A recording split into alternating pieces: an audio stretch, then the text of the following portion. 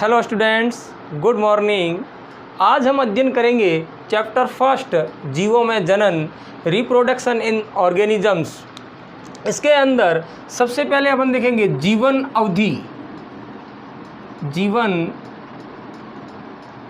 अवधि किसी भी जीव के जन्म से लेकर प्राकृतिक मृत्यु तक की अवधि जीवन अवधि कहलाती है। किसी भी जीव के जन्म से उसकी प्राकृतिक मृत्यु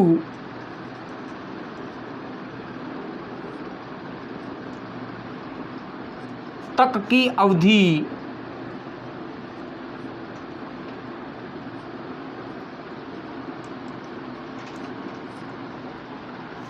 जीवन अवधि कहलाती है।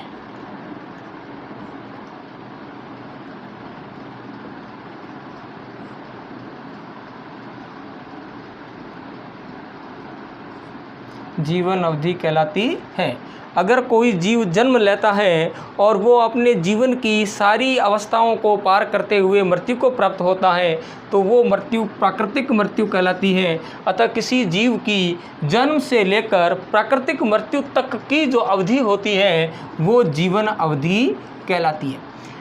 अगर कोई जीव जन्म लेता है तो उसकी प्राकृतिक मृत्यु निश्चित है, यानी कि कोई भी जीव अमर नहीं है, उसकी प्राकृतिक मृत्यु निश्चित है। प्रत्येक जीव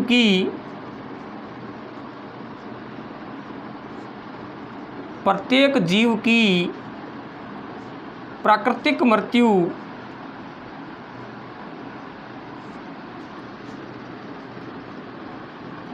निश्चित है।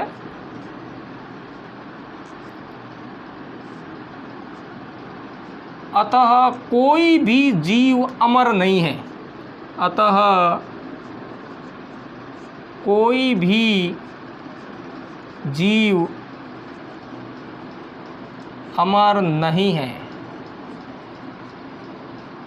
लेकिन अगर कोई जीव जन्म लेता है तो उसकी प्राकृतिक मृत्यु अवश्य ही होती है। लेकिन एक कोशिकीय जीवों को अमर कहा जाता है। क्यों कहा जाता है कि एक कोशिकीय जीवों में एक ही कोशिका होती है। जब इस कोशिका में द्विविखंडन होता है तो इससे एक जैसे दो जीवों का निर्माण होता है।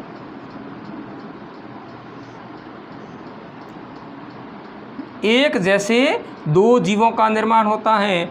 अब जो नए बने हुए जीव हैं उनके अंदर जनक का जीव द्रव्य होता है, यानी कि इन जीवों के अंदर जनक का जीव द्रव्य नष्ट नहीं होता है।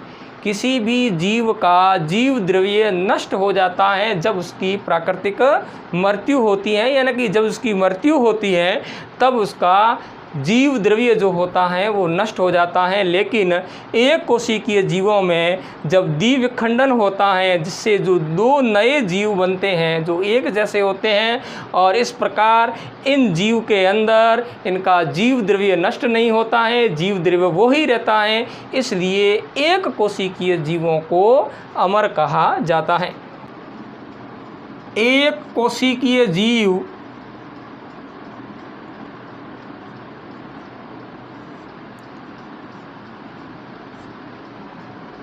में द्विविखंडन द्वारा एक जैसे दो जीवों का निर्माण होता है।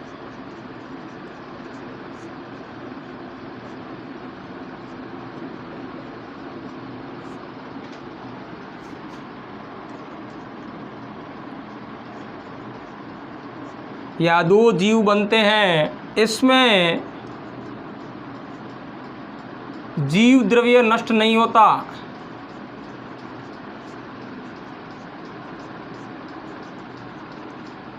नहीं होता।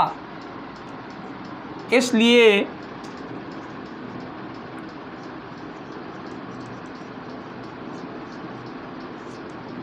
एक कोशिकीय जीवों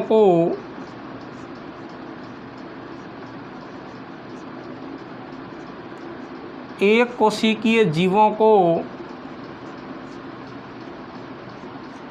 अमर कहा जाता है।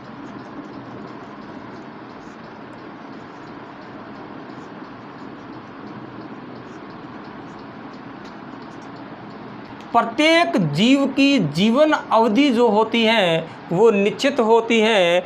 ये जीवन अवधि प्रत्येक जीव की निश्चित होती है और इस जीवन अवधि के अंदर अत्यधिक भिन्नता पाई जाती है। जैसे कुछ जीवों की जीवन अवधि जो होती है वो घंटों से लेकर एक दिन की हो सकती है और कुछ जीवों के अंदर जीवन अवधि जो होती है वो वर्षों से लेकर हजारों वर्षों तक हो सकती है। यानी कि इनकी जीवन अवधि के अंदर अत्यधिक भिन्नता पाई जाती है। प्रत्येक जीव की जीवन अवधि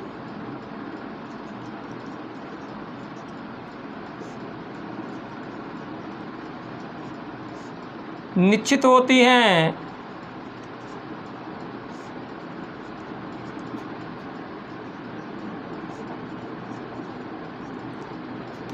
जीवों की जीवन अवधि में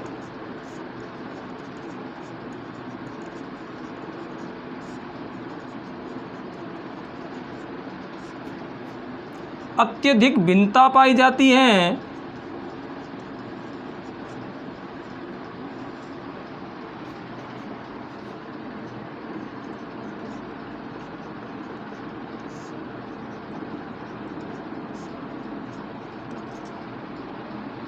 कुछ जीवों की जीवन अवधियां देखते हैं। जीव और ये जीवन अवधि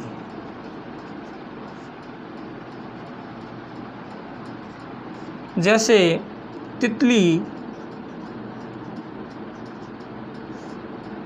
इसकी जीवन अवधि 1 से 2 सप्ताह होती है।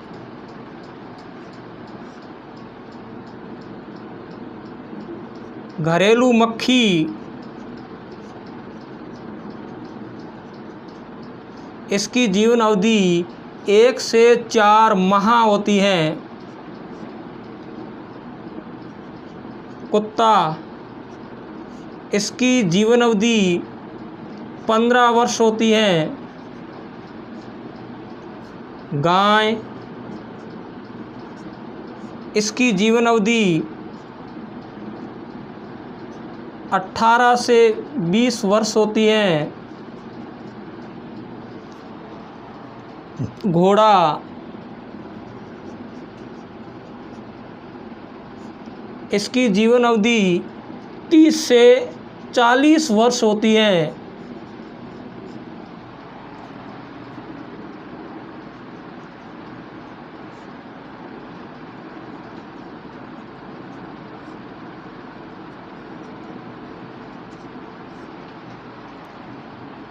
मनुष्य की जीवन अवधि 60 से 80 वर्ष होती है।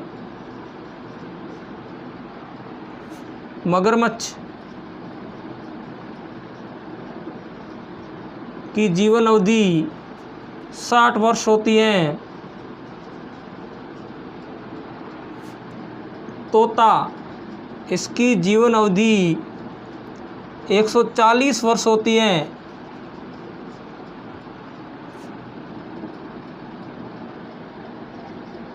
कछुआ, इसकी जीवन अवधि 150 वर्ष होती है। कुछ पादपों की जीवन अवधि देखते हैं। पादपों की जीवन अवधि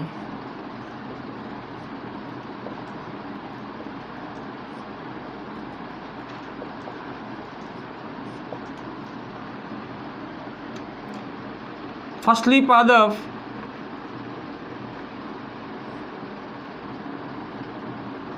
फसली पादपों की जीवन अवधि 4 से 6 माह होती है।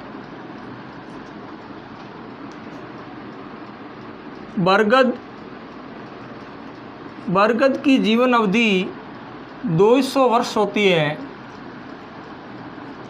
फसली पादपों की जीवन अवधि के आधार पर फसली पादपों को एक वर्षीय पादप व द्विवर्षीय पादप कहा जाता है।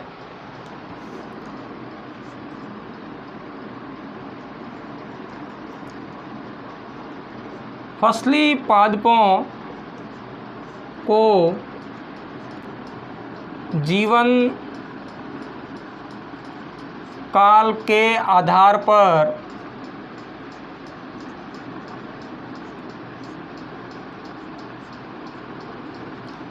एक वर्षीय पादप व द्विवर्षीय पादप कहा जाता है।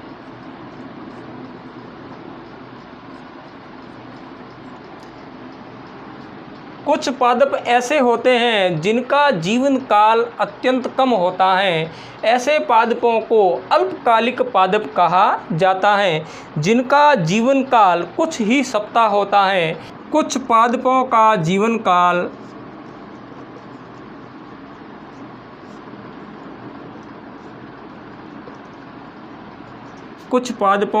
जीवन काल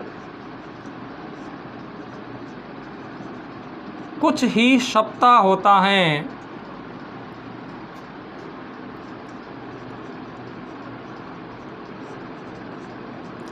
इन्हें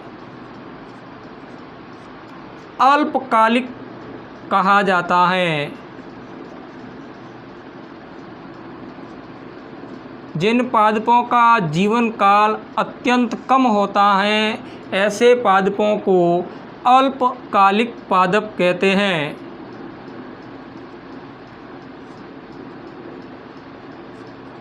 ऐसे पादपों को अल्पकालिक पादप कहा जाता है। तो ये तो हो गई जीवन अवधि। अब हम देखते हैं जनन, जीवों में जनन। जीवों में जनन, प्रत्येक जीव अपनी प्राकृतिक मृत्यु से पहले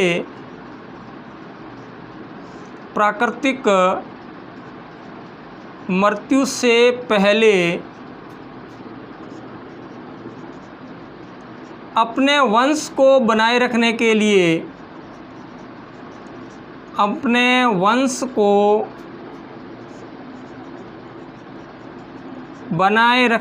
लिए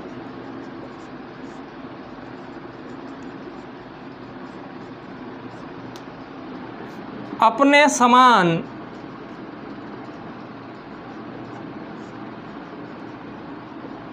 संतति उत्पन्न करता है। प्रत्येक जीव अपनी प्राकृतिक मृत्यु से पहले अपने वंश को बनाए रखने के लिए अपने समान संतति उत्पन्न करता है, जिसे जनन कहते हैं। प्रत्येक जीव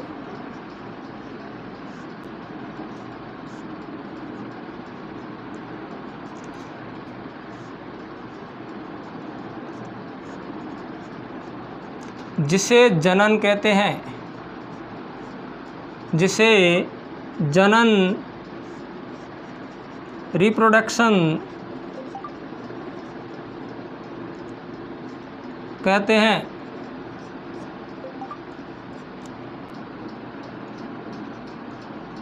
प्रत्येक जाति में जनन करने की क्षमता पाई जाती है,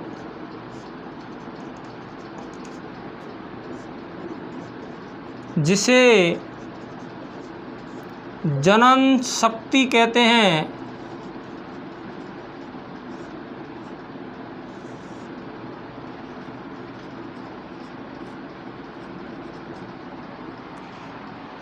प्रत्येक जाति के अंदर जनन करने की क्षमता पाई जाती है, और ये क्षमता जो होती है वो जनन शक्ति कहलाती है।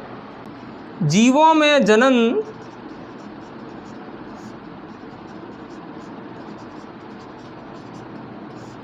दो प्रकार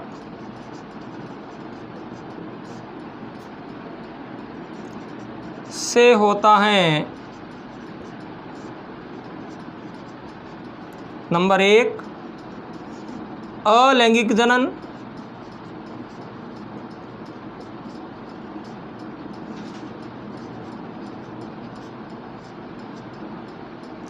एसेक्सुअल रिप्रोडक्शन,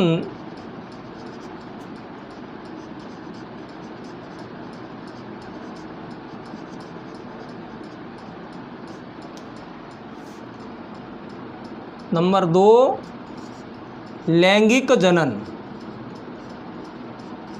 लैंगिक जनन, सेक्सुअल रिप्रोडक्शन।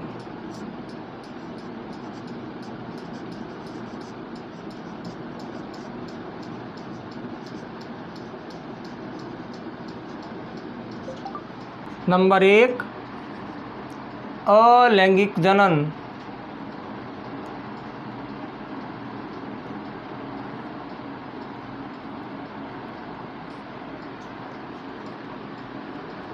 Asexual reproduction.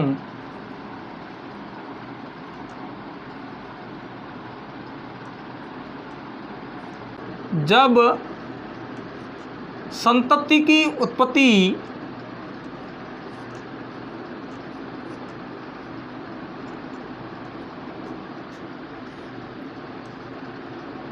एकल जनक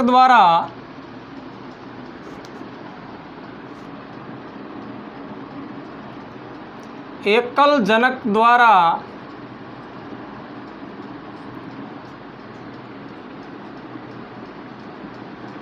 युग्मक गैमिट निर्माण की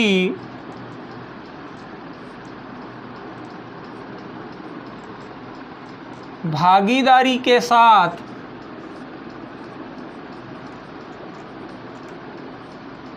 या जीव द्रव्य विभाजन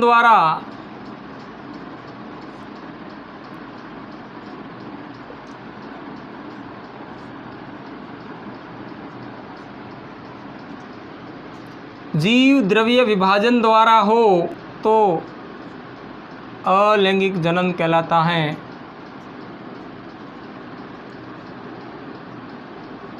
अलैंगिक जनन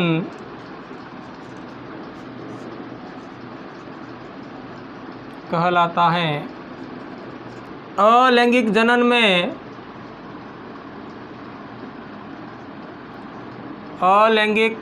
में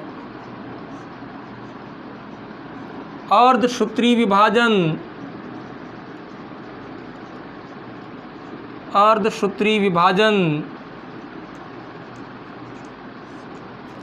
एवं युग्मक संलयन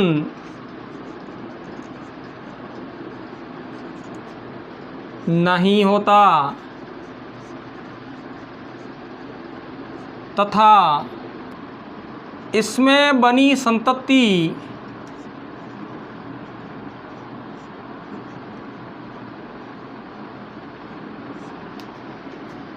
आकारिकी एवं आनुवांशिक रूप से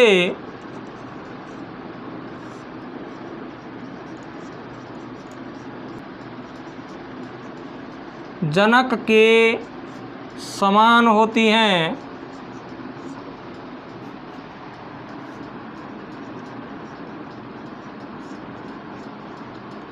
जिसे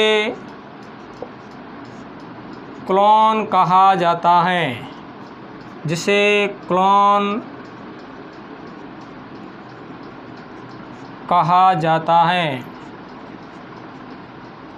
क्लोन किसे कहते हैं? वह संतति जो आकारिकी व आनुवांशिक रूप से जनक के समान हो, उस संतति को क्लोन कहते हैं। अलैंगिक जनन के अंदर अर्धसूत्री विभाजन और युग्मक संलयन नहीं होता।